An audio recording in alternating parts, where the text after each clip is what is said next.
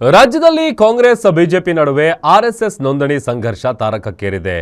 ನಿಮ್ಮಪ್ಪನಿಂದಲೇ ಏನೂ ಮಾಡೋದಕ್ಕಾಗಲಿಲ್ಲ, ನಿಮ್ಮಿಂದ ಆಗತ್ತಾ ಅಂತ ಪ್ರಶ್ನಿಸಿದ ಸಿಟಿ ರವಿಗೆ ಹೋಮ್ ಮಿನಿಸ್ಟರ್ ಪ್ರಿಯಾಂಕ್ ಖರ್ಗೆ ಖಡಕ್ ಕೌಂಟರ್ ಕೊಟ್ಟಿದ್ದಾರೆ. ಸರ್ದಾರ್ ಪಟೇಲ್, ನೆಹರು ಅವರು ಆರ್ಎಸ್ಎಸ್ ಬ್ಯಾನ್ ಮಾಡಿದಾಗ ಕೈಕಾಲು ಹಿಡಿದವರು. ಸಿಟಿ ರವಿ ಅವರಿಗೆ ಆರ್ಎಸ್ಎಸ್ನ ಇತಿಹಾಸವೇ ಗೊತ್ತಿಲ್ಲ.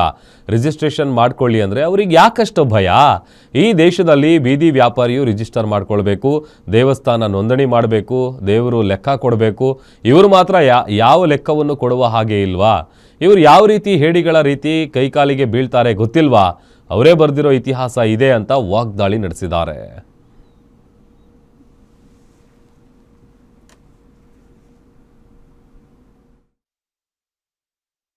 ನೆಹರು ಪ್ರಧಾನ ಮಂತ್ರಿ ಇದ್ರು, ಐ ವಿಲ್ ಕ್ರಶ್ RSS ಅಂದ್ರು.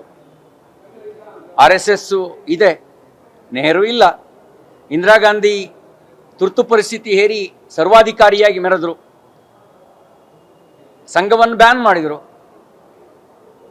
ಇಂದಿರಾ ಗಾಂಧಿ ಇಲ್ಲ, ಭಾರತ ಇದೆ, RSS ಇದೆ. ಇವರು ಪ್ರಿಯಾಂಕ್ ಖರ್ಗೆ ಅವರೇ, ನೀವು ಈಗ ನಿನ್ನೆ ಮೊನ್ನೆ ಹೋಮ್ ಮಿನಿಸ್ಟರ್ ಆಗಿದ್ದೀರಿ, ನಿಮ್ಮ ಅಪ್ಪ ಮುಂಚೆನೇ ಆಗಿದ್ರು. ನಿಮ್ಮ ಅಪ್ಪನ ಕೈಲೇ ಏನು ಮಾಡೋಕ್ಕಾಗಲ್ಲ, ನೀವೇನು ಮಾಡ್ತೀರಿ? First of all city Ravi ಅವರಿಗೆ RSS ಅವರ ಇತಿಹಾಸ ಗೊತ್ತಿಲ್ಲ ಅನಿಸುತ್ತೆ. ಸರ್ದಾರ್ ಪಟೇಲ್ ಅವರು, ನೆಹರು ಅವರು ಬ್ಯಾನ್ ಮಾಡಿದಾಗ ಹೋಗಿ ಕೈಕಾಲು ಬಿದ್ದಿದ್ದು ಅದೇ RSS ಅವರು. ಇಂದಿರಾ ಗಾಂಧಿ ಅವರು ಬ್ಯಾನ್ ಮಾಡಿದಾಗ ಉದ್ದುದ್ದ ಪ್ರಶಂಸೆ ಲೆಟರ್ಗಳು ಬರೆದಿದ್ದಾರೆ ಅವ್ರು ಸರ್ಸಂಚಾಲಕರು. ಓದಕ್ಕೆ ಕೇಳ್ರಿ ಅವರಿಗೆ ಇತಿಹಾಸ ಮೊದಲನೇದು. ಆಮೇಲೆ ರಿಜಿಸ್ಟ್ರೇಷನ್ ಮಾಡ್ಕೊಳ್ಳಿ ಅಂದರೆ ಯಾಕೆ ಅಷ್ಟು ಭಯ ಅವರಿಗೆ? RSSಗೆ ರಿಜಿಸ್ಟರ್ ಮಾಡ್ಕೊಳ್ಳಿ ಅಂದರೆ ಇವ್ರು ಯಾಕೆ ಉತ್ತರ ಕೊಡ್ತಾ ಇದ್ದಾರೆ? ಒಂದು ಕೆಲಸ ಮಾಡಿ, ಈಗ ತಾನೇ ನಮ್ಮ ಬೇರೆ ಮಾಧ್ಯಮ ಸ್ನೇಹಿತರಿಗೆ ಹೇಳ್ತಾ ಇದ್ದೆ, ನನಗನ ನಿಮ್ಮ ಯಾವುದು ಜಗನ್ನಾಥ್ ಭವನ್ ಅಲ್ಲ ಅವ್ರದ್ದು, ಜಗನ್ನಾಥ್ ಭವನೋ ಕೇಶವ ಕೃಪಾಗೋ ಕರೆಸಿ, ನನಗೆ ಕರೆಸ್ಬಿಟ್ಟು ಈ ಕಾನೂನು ಅಡಿನಲ್ಲಿ ನಮಗೆ ಸ್ವತಂತ್ರ ಇದೆ, ನಾವು ಯಾವುದೇ ಸರ್ಕಾರಿ ಸಂಸ್ಥೆಗಳಿಗಾಗಲಿ ಅಥವಾ ಸರ್ಕಾರಿಗಾಗಲಿ ನಾವು ಉತ್ತರ ಕೊಡೋ ಅಗತ್ಯ ಇಲ್ಲ ಅಂತ ತೋರಿಸ್ಬಿಡ್ಲಿ, ಅಥವಾ ನನ್ನ ಆಫೀಸಿಗನ ಬರಲಿ, ದಾಖಲೆಗಳು ತೊಗೊಂಡು ಬರಲಿ.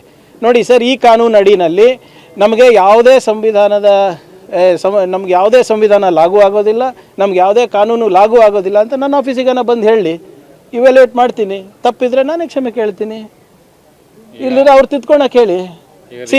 Simple thing sir. ಯಾವ ದೇಶದಲ್ಲಿ ಒಬ್ಬ ಬೀದಿ ವ್ಯಾಪಾರ ರಿಜಿಸ್ಟರ್ ಆಗಬೇಕು, ಹೌದಾ ಇಲ್ಲ? ಬೀದಿ ವ್ಯಾಪಾರಿಗಳು ರಿಜಿಸ್ಟರ್ ಆಗಬೇಕು. ದೇವಸ್ಥಾನದಲ್ಲಿ ಎಷ್ಟು ದೇಣಿಗೆ ಬರ್ತಾ ಇದೆ ಅಂತ ದೇವರು ಲೆಕ್ಕ ಕೊಡಬೇಕು, ದೇವಸ್ಥಾನಗಳು ಲೆಕ್ಕ ಕೊಡಬೇಕು, ಜನರ ಲೆಕ್ಕ ಕೊಡಬೇಕು, ನೀವು IT ಲೆಕ್ಕ ಕೊಡಬೇಕು.